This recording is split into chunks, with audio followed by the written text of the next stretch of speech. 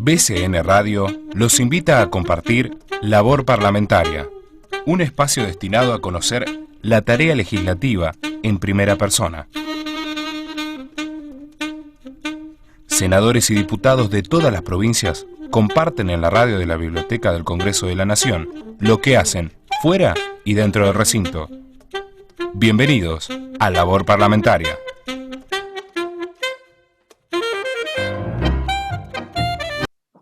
Muy buenas tardes, bienvenidos a un nuevo programa de Labor Parlamentaria. Quien les habla, Gustavo Fulco, les da la bienvenida siempre por BCN Radio, la radio de la Biblioteca del Congreso de la Nación. Y en esta oportunidad, una nueva historia. Y nuestra entrevistada del programa de hoy es abogada, recibida en la Universidad Nacional de Córdoba. También posee una maestría en políticas públicas de la Universidad Internacional Menéndez Pelayo de España. Diputada nacional representando a la provincia de Córdoba desde el año 2016 por Juntos por el Cambio. Le damos la bienvenida a Labor Parlamentaria a la diputada Brenda Austin. Diputada, muy buenas tardes y gracias por su tiempo. ¿Qué tal? Buenas tardes, ¿cómo le va? Gracias a ustedes por la invitación. Como siempre tratamos de comenzar Labor Parlamentaria, lo hacemos de forma descontracturada y quisiéramos preguntarle y que nos cuente, trasladarla algunos pocos años atrás a su infancia, cómo fue allá en Esquel, sus comienzos, cuéntenos cómo estaba constituida su familia. Sabemos que a temprana edad después se fue a la provincia de Córdoba, pero cuéntenos en Esquel, en Chubut, cómo era su realidad, su día a día.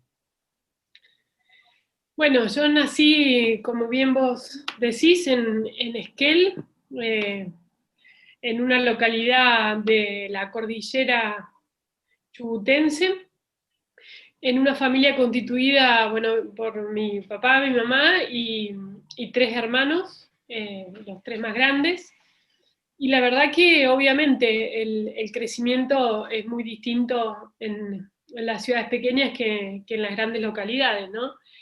Tengo muchos recuerdos además de vivencias en relación a una infancia, digamos, sin tantas restricciones, con posibilidades de jugar mucho en lo que eran las zonas baldías, las viejas chacras del pueblo, con lo cual obviamente guardo los mejores recuerdos de mi infancia.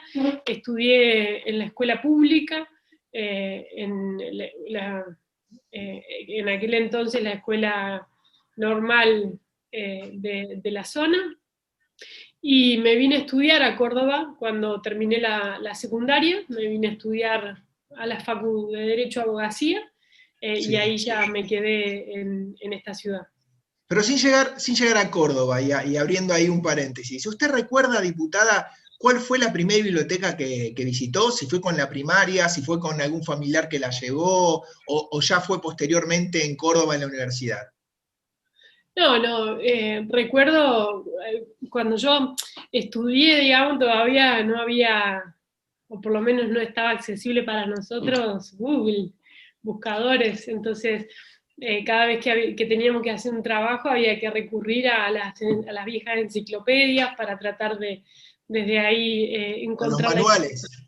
A los manuales, obviamente, pero por ejemplo, no sé, en los trabajos sobre los egipcios, había que recurrir como a distintas fuentes, y ahí era como un paso obligado la biblioteca del pueblo, la biblioteca de Esquel, que tenía muchos volúmenes, y obviamente la biblioteca de la escuela, ¿no? Que eran como los dos espacios disponibles.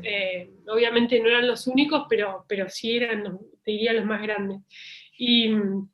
Y la verdad que además siempre me gustó muchísimo la lectura, disfruté mucho de niña la lectura, sobre todo de libros de aventuras.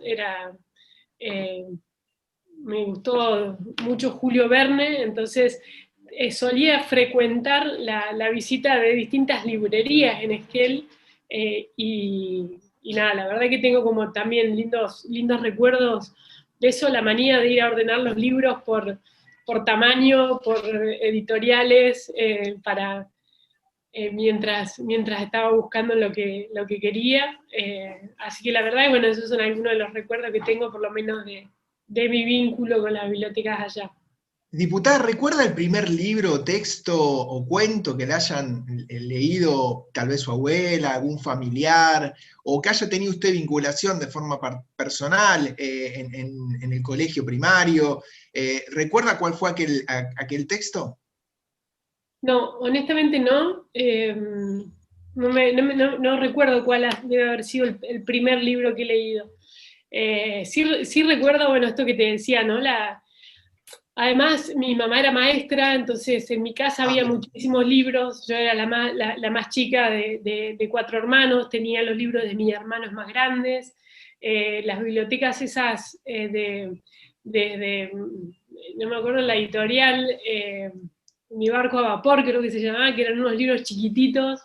De esos, seguramente ahí había unos con unas letras muy grandes, esos deben haber sido los primeros que leí, pero después en la primaria mismo tuve como este giro hacia la lectura de libros, muchos libros vinculados a aventuras y sobre todo te diría prácticamente todo lo que, o gran parte de los libros que Verne escribió. Muchos clásicos, pero no me acuerdo honestamente cuál fue el primer libro que leí. ¿Y Brenda Austin siempre quiso ser abogada o de chiquita soñaba con ser maestra como mamá o soñaba tener otra profesión? No, nunca. Yo quería ser veterinaria. Ok, ok. Nada que ver. Siempre quise desde chica ser veterinaria. En algún momento tenía la idea de ser eh, paleontóloga, después bióloga marina, pero siempre como en ese universo, y ya a mediados de la secundaria me empezó como a gustar mucho y a interesarme y a involucrarme en los temas que tenían que ver con la política, con la economía política también. Y en realidad lo que a mí me interesaba estudiar era ciencia política. Tenía un hermano que estaba estudiando eso, y eso me permitía como un acercamiento a la carrera también. Me gustaba, pero después en distintas conversaciones como que terminó decantando en la idea de estudiar abogacía, que tenía como una de sus horizontes posibles, todo lo que tiene que ver con las políticas públicas, ¿no? Así que terminé ahí, pero no tiene nada que ver con lo que toda la vida, siendo niño, pensé que iba a hacer. Y en la mesa de los Austin volvía Brenda del colegio y se sentaba a comer la cena que le preparaba mamá y de repente se hablaba con hermanos, mamá, papá sobre política, se discutía sobre política o eran otras las temáticas. No, sí, se discutía. Además, mi viejo tenía una responsabilidad política. Yo siempre cuento esto, que en la mesa con mis abuelos, que siempre nos juntábamos una familia, valga la redundancia, muy familiera. Mis tíos vivían pegaditas las casas, y nos juntábamos siempre los domingos en grandes asados o comiendo tallarines con abuelos, con primos, con tíos, más sus parejas, más los abuelos de las parejas, una banda bien grande. Y además ahí en ese núcleo familiar, que es como para mí el núcleo de crianza, había, bueno, uno de mis tíos, un militante peronista, perro, y parte de mi familia también militante radical, ¿no? Entonces, obviamente que salían todo el tiempo discusiones sobre agenda política, y también discusiones sobre cuestiones que no tenían que ver por ahí con la coyuntura de los partidos, pero sí con la situación del país, ¿no? Así que eso siempre estuvo presente, como decía, la cena era como detrás con los programas de política ahí sonando. Así que fue algo que estuvo como muy presente en toda mi crianza. Y llegó el momento de trasladarse a Córdoba, ¿no? Elegiste por decantación abogacía y llegó a la universidad. Y ahí estuviste en el centro de estudiantes, trabajando, haciendo conducción, ya militando socialmente. ¿Cómo fue ese comienzo en la política y cuáles eran en ese momento para ustedes, diputada, sus referentes? Bueno, bien decís, yo entré a la facu en el año 2000, como dos momentos que a mí me marcaron mucho. Por un lado, una situación muy puntual de la Facu, que cuando yo entré éramos como el inicio de un nuevo plan de estudio, con una reforma como muy profunda de todo lo que era el funcionamiento de la Facu, y eso se tradujo en que había obviamente como un clima de mucha convulsión, ¿no? De mucha discusión, de cosas que no funcionaban bien, y ese fue obviamente para mí como un campo de cultivo, ¿no? A esta idea concreta de que cuando militamos y tratamos de representar una idea de reclamo es para mejorar las condiciones en las que nos encontramos, ¿no? Y ahí eran cuestiones como muy tangibles, digo, no era cambiar el país, sino, no sé, lograr que nos respeten los turnos de examen que estaban previstos, que no seamos los conejitos de India de toda esa transformación. Y bueno, y eso fue uno de los elementos, digamos, que atravesó mucho todo mi proceso de militancia al inicio en la Facu. Y después, obviamente, imagínate, año 2000, veníamos de la esperanza que en el 99 había representado la Alianza. Sí. Yo, cuando en el año 99 estaba terminando la escuela secundaria, me había leído toda la plataforma de la Alianza, me sentí identificada con lo que representaba, digamos, la Alianza por la Educación, por el trabajo, y la desilusión de lo que implicó después el 2001, ¿no? Como esos dos momentos de quiebre, bisagra sobre los imaginarios de las representaciones políticas.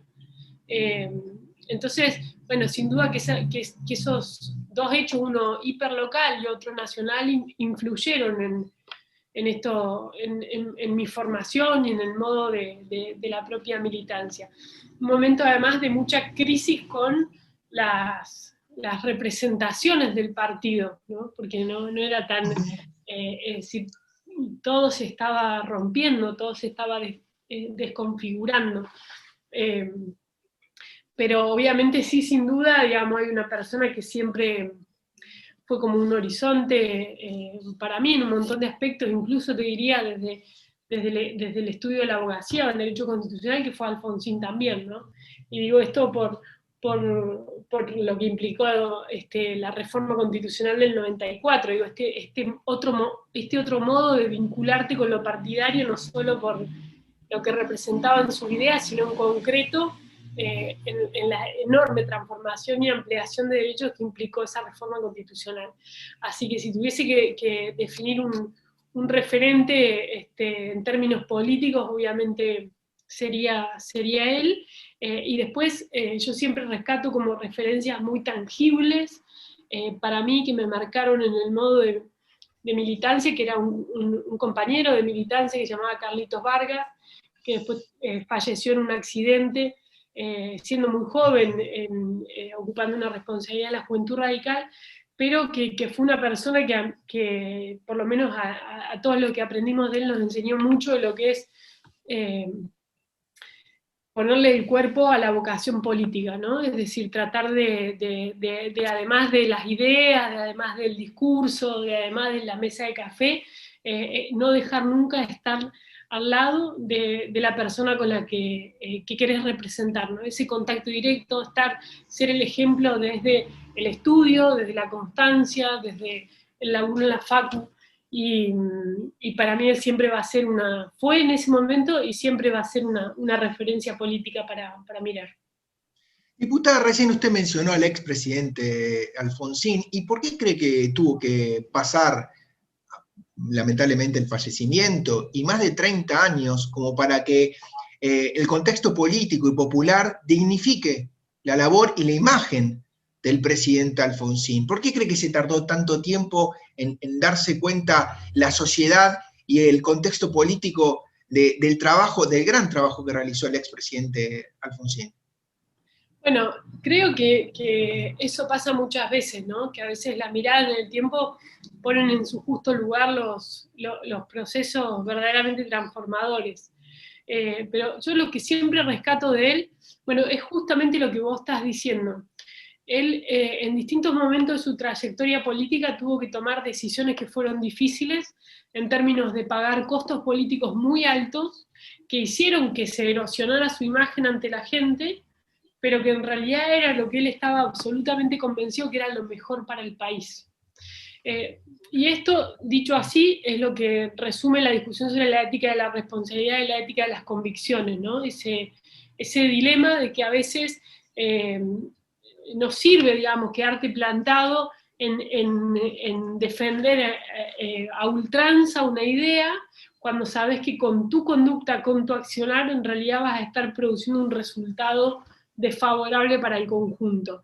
Y la ética de la responsabilidad es exactamente lo contrario. Y hay dos ejemplos puntuales en la vida política de Alfonsín que le fueron muy costosos y que para mí son, señalan, digamos, estas dos cuestiones. Uno, la ley de obediencia de vida y de punto final, la lectura que él tuvo, después de obviamente haber tenido la enorme valentía en un momento donde las Fuerzas Armadas todavía tenían mucho poder político, y caminar todo lo que fue la campaña electoral del 83 de la mano del compromiso de decir, contrario a lo que decía el peronismo, que promovía la amnistía, él decía los vamos a juzgar, y el haberse animado a llevar adelante lo que fue el juicio a las juntas, pero él después entendió en un momento de su trayectoria que realmente necesitaba consolidar para siempre la democracia argentina, y que el camino para eso eran estas dos iniciativas. Y él sabía que iba a pagar un costo político muy alto por lo que estaba por hacer. Y él ahí posiblemente debe haber tenido este dilema, ¿no? En que quedarse como el legado heroico de haber sido y de haber sostenido sus convicciones, o el realmente preservar y buscar las estrategias a una costa de sí mismo del sostenimiento de la democracia. Y el Pacto de Olivos es el otro ejemplo, ¿no? Algo por lo que muchas veces se lo cuestiona a él, poniendo sobre sus espaldas lo que fue la reelección de Carlos Menem, y la verdad que el razonamiento que en aquel momento él sostuvo, de nuevo, muy similar, ¿no? Ética de la responsabilidad o las convicciones, es decir, si el peronismo tiene los votos para ir por la reforma constitucional y quieren poner una reelección sin límite, sí, yo estoy dispuesto a sacrificar, digamos, parte de mi prestigio, si se quiere, o de mi capital político, a acordar y a poner condiciones a eso. Primero, para que no sea una reelección indefinida. Segundo, para que si va a haber una reelección se acorten los mandatos. Y tercero, con un montón de cosas a cambio que fortalecieron la democracia, ¿no? El senador por la minoría, es decir, la modificación del sistema electoral, la elección directa, la inclusión de todo el capítulo de los nuevos derechos y garantías, que es obviamente de una visionario respecto de lo que fueron un montón de constituciones en el mundo, los derechos vinculados con la defensa del ambiente, con la figura del amparo colectivo, organismos de control, la atenuación del presidencialismo, la creación de la figura de la autonomía de la Ciudad de Buenos Aires, el Ministerio Público, un montón de herramientas que realmente fueron absolutamente innovadoras y que fueron a fortalecer la democracia. Entonces, son dos ejemplos puntuales de cómo él en determinados momentos privilegió el bien común realmente y no lo que le iba a redituar en términos electorales, ¿no? Y hoy estamos muy acostumbrados a que sea lo contrario, a decisiones que se van tomando siguiendo el pulso de lo que va opinando la gente, y no provocando un diálogo con la gente, argumentando las razones, pensando, sopesando las alternativas que se tienen. Por eso yo rescato, digamos, su liderazgo, porque un liderazgo diferente, es distinto, es la antítesis de los populismos, digamos, no se están montando en lo que se quiere escuchar, sino que están diciendo realmente y pensando un paso siempre más adelante en las consecuencias de sus propias acciones, aún a costa de sí mismo, ¿no? Y eso es lo que quiero finalmente rescatar. Diputada, cuéntenos cómo fue aquel momento en el cual usted tuvo la posibilidad de comenzar a representar a través de una banca a todos los cordobeses. Cuéntenos si tuvo algún padrino político en aquel momento, alguien que confió en usted por sobre otras personas. Cuéntenos cómo fue aquella experiencia de pasar de lo social a ocupar un cargo en parlamentario en el Congreso de la Nación?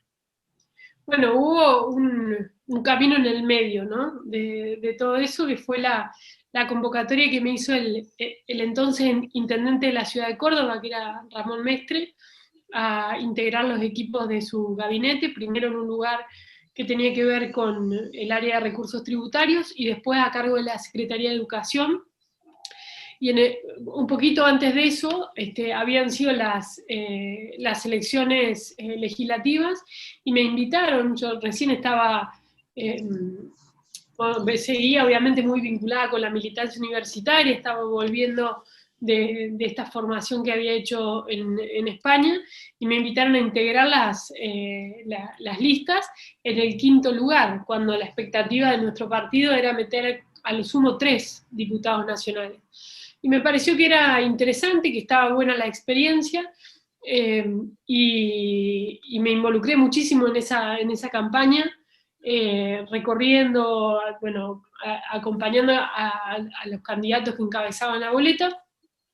Y después de eso, integro el gabinete municipal y terminan ocurriendo 2 fenómenos. Por un lado, la asunción de Oscar Aguad al frente del ministerio, renunciando a la banca en el Congreso, y luego el fallecimiento de uno de los compañeros que integraba la lista, Beloc, en un accidente de auto.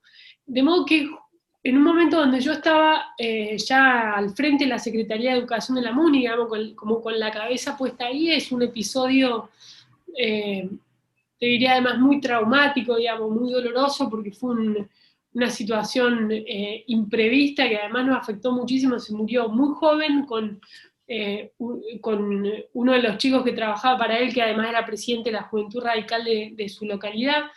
Y nada, de un día para el otro me levantan el teléfono y me dicen: che, te toca asumir en la Cámara, ¿no? Entonces, claro que estuvo atravesado por todo esto. Primero porque Claro. yo estaba, toda mi proyección, mi cabeza, la energía estaba puesta en un montón de objetivos que teníamos para llevar adelante con las escuelas municipales, y de un día para el otro, literal, de un día para el otro, tuve que terminar yendo a la Cámara.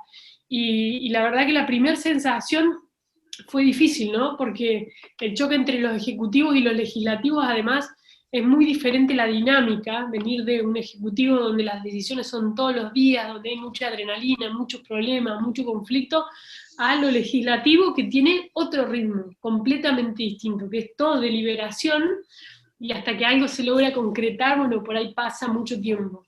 Sí. Así que ese desacople también me costó un poco, y después a cambiar un poco la cabeza, ¿no? A tratar de no entrar en la lógica, que es la que domina casi todo el tiempo, que es estar ahí, pero pensando qué vas a hacer para reelegir o cuál va a ser tu próximo paso, ¿no? Y yo era como tratar de lograr con mi equipo, era como, bueno, concentrémonos en el aquí y ahora, en laburar, en la oportunidad que tenemos, en hacer que valga la pena, en tratar de demostrar desde el laburo, digamos, que se puede hacer algo interesante, y como resultado de eso vino finalmente luego la posibilidad de renovar en la banca, ¿no? Así que nada, como una experiencia con todos estos... Una experiencia agridulce, por lo que usted nos cuenta, Sí. pero bueno, hoy le da la posibilidad de haber renovado su banca, y también queríamos hacer referencia en cuanto a la actualidad de la coyuntura que atraviesa la provincia que usted representa, diputada.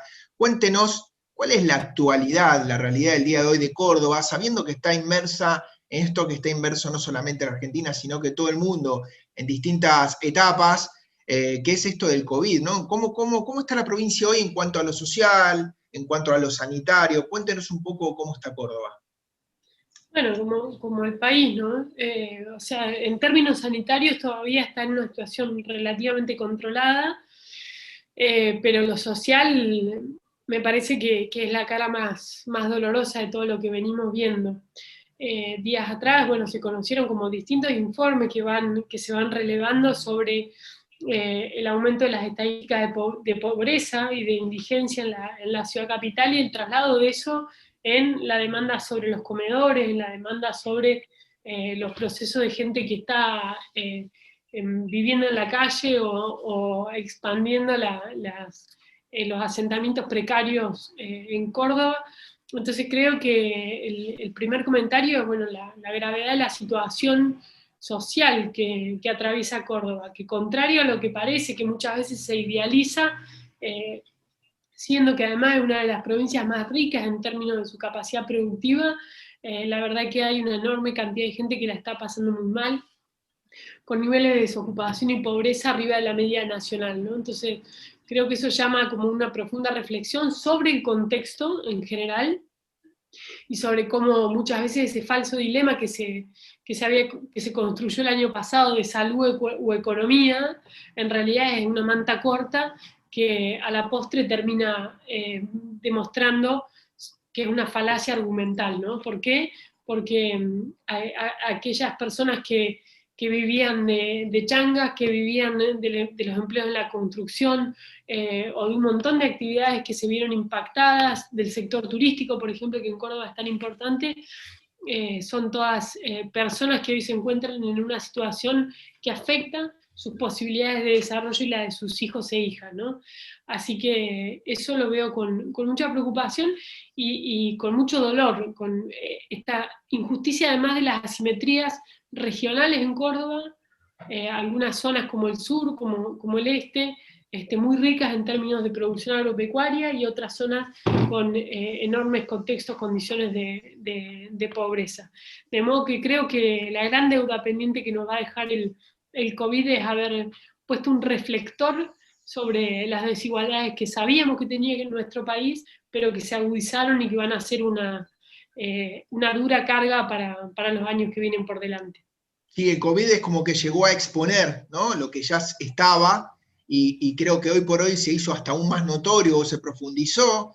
Entonces, lamentablemente, la realidad de muchos de nuestros compañeros y de nuestros vecinos y de nuestros amigos argentinos hacen que sea muy difícil, y a veces por el medio de las restricciones se sigue agravando. Pero yendo a la coyuntura plenamente parlamentaria, diputada, aquellos que trabajamos en el Congreso de la Nación, en algunos de sus sectores, sabemos que la labor de los legisladores no es solamente está abocada al día de la sesión, sino que se trabaja un montón en cuanto a lo previo y a lo posterior.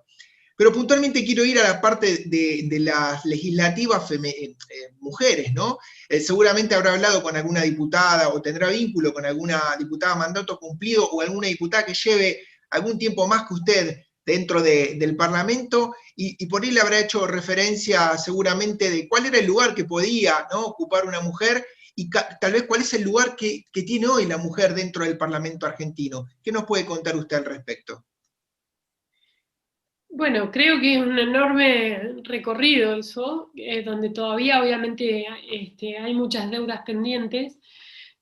Nosotros cuando el Congreso aprobó la ley de paridad en los cargos legislativos, la verdad que habíamos logrado conformar una coalición de mujeres legisladoras de distintos bloques, que además nos habíamos podido sentar a la mesa con las que habían sido las impulsoras del cupo femenino, allá por comienzo de la década del 90.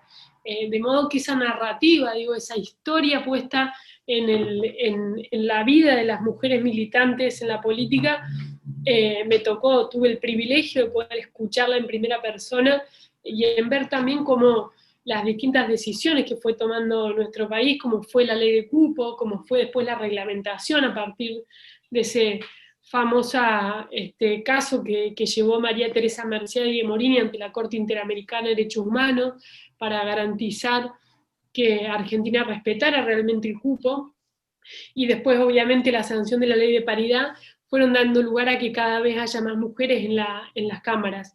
Pero también muestra lo que falta, ¿no? Muestra primero lo que falta en los otros poderes, los lugares donde no hay cupo, esos famosos techos de cristal, esas paredes de cristal no se rompen, y esto pasa cuando miramos los gabinetes, por ejemplo, la ausencia de mujeres en la integración de los gabinetes.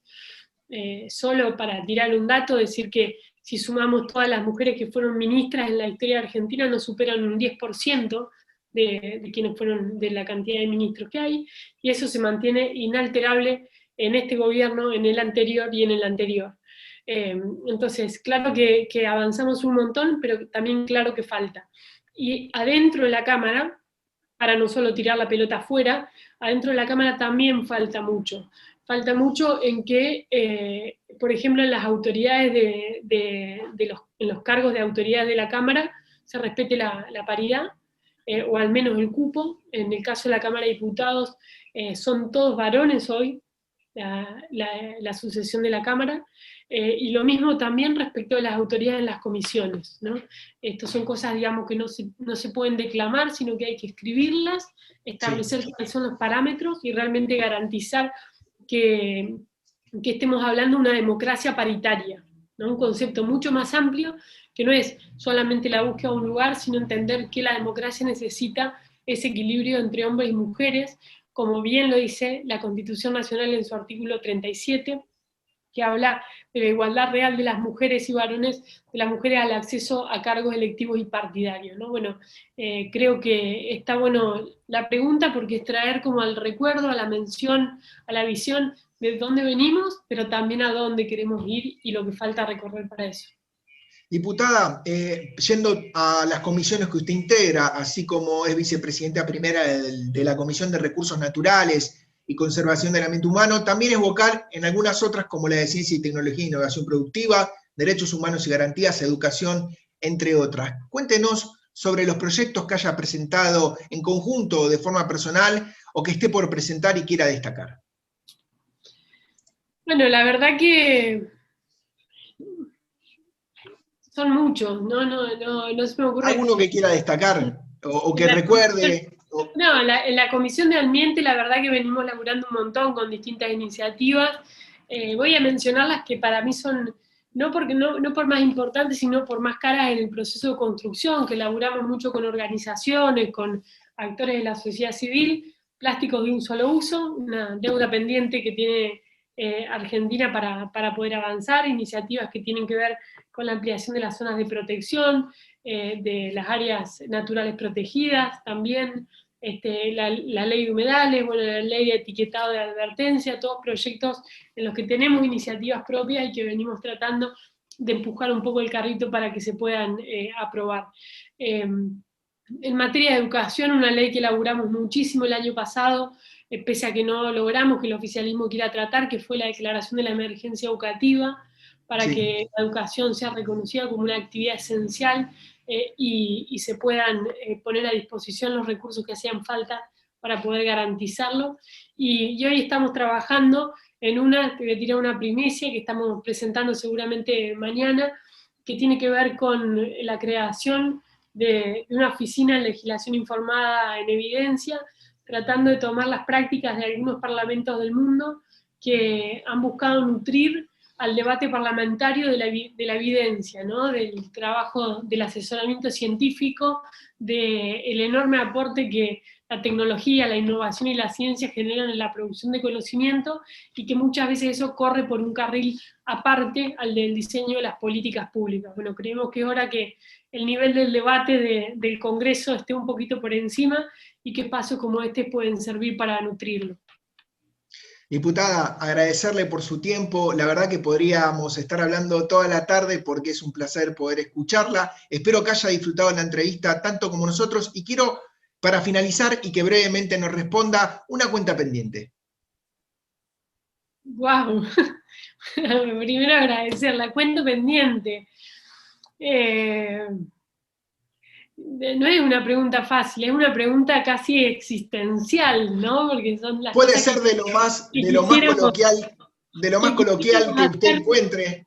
Mirá, no tiene que estar vinculado a lo político. Ya está, no, sí. Una cuenta pendiente que la voy a saldar en breve, que es presentar un proyecto que tiene que ver con el financiamiento en la educación.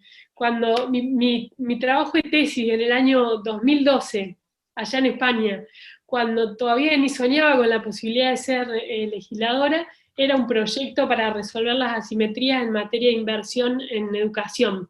Bueno, todavía no logré presentarlo en la Cámara, aunque parezca extraño, y no me pienso ir sin hacerlo, así que mi cuenta pendiente es esa. Es esa. Esperemos que tenga suerte, diputada. Déjeme agradecer a quienes hacen posible este programa desde la producción, a Gabriela Barranca y Valeria Velázquez, y a todos aquellos de la subdirección de prensa y difusión que la comandan y nos dan la posibilidad de tener este espacio y poder mostrarle a todos los oyentes de BCN Radio la labor que hacen los distintos legisladores que están dentro del Congreso de la Nación. Diputada, muchísimas gracias por su tiempo. Muchas gracias a usted y a disposición. Un fuerte abrazo. Los despide Gustavo Fulco y los espero la próxima semana en un nuevo programa de labor parlamentaria aquí, siempre por BCN Radio, la radio de la Biblioteca del Congreso de la Nación. Adiós.